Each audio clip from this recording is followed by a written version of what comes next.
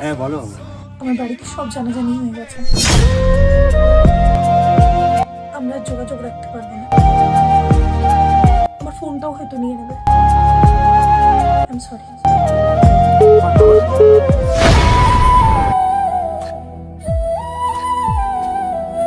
ছেড়ে দে ইয়ার, ও আমায় আর ফোন করবে না, এখানেই শেষ। আনোয়ার নাম্বার। হ্যালো, তুমি? কেমন আছো তুমি? হ্যাঁ আমি ভালো আছি। এটা কার নাম্বার? এটা আমার দাদা। আমি তো ভেবেছিলাম তুমি আমাকে আর ফোনই করবে না। ভাবলে কি করে? যে প্রকৃত ভালোবাসে না, সে হাজার ঝড় জল যতই বিপত্তি আসুক না কেন সবকিছু কাটিয়ে হলে সম্পর্কটাকে টিকিয়ে রাখবে। আচ্ছা বেশ, এই নাম্বারে কিন্তু ফোন করবে না। আচ্ছা ঠিক আছে।